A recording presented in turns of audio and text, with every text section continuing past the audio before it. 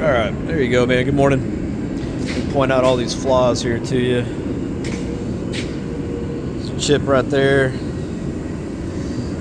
The tail part.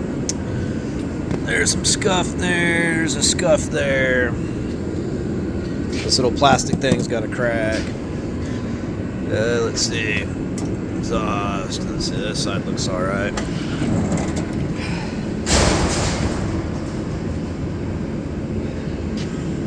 Trunk looks all right. There's that part over there.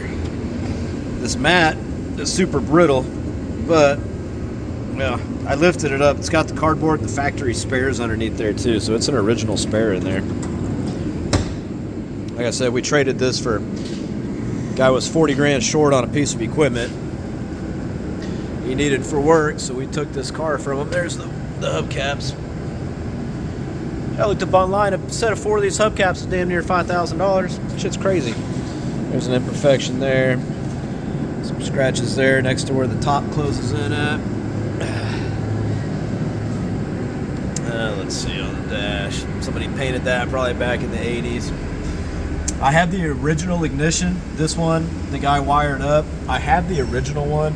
Something about servos or some shit that needed to be rebuilt. Gauges do work. Speedometer did work. It's got this funky shifter in it. Cool to go back to original with it, but it's got the original pull knobs. This thing still opens up. Goes right down in there. So interior's in good shape for being old. Looked underneath, all the springs, they're staying on carpet. Still got that's original carpeting in here too.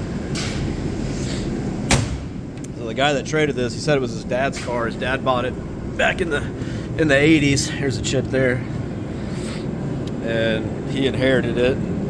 He had a bunch of shit. He had a Kaiser and a bunch of old cars in there, but there's a chip. There's chips there. Let's see, this chrome grade thing looks there. I don't know if that's probably added on, but there's some chips right there. There's a chip right there front. There's another one right there. You can see where the hood things are mounted into the fiberglass on there. Obviously that's been done at some point, but it's original hood. Somebody swapped out, put this 305 in it. He assumes it was done back in the 80s, what he told us, before his dad got it. There's all that. Let's see on this side. There's that other hubcap. Whew. It's freaking 15 degrees this morning. There's a little imperfection there. It's colder than hell, man.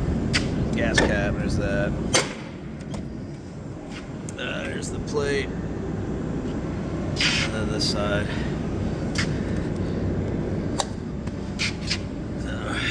All that under there. I mean, I guess it's what you'd expect for something that's 70 years old. Let's see. The top's in there. It's painted to fold down. Have it up in some of the pictures, but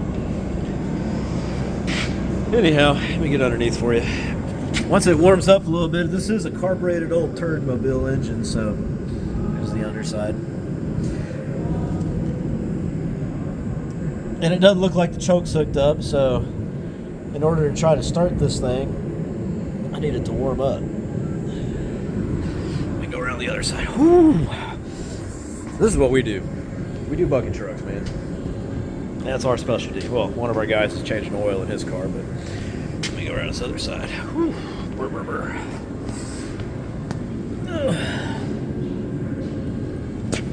Getting all under here. I'll load this to the YouTube channel for you too, so you can have it all.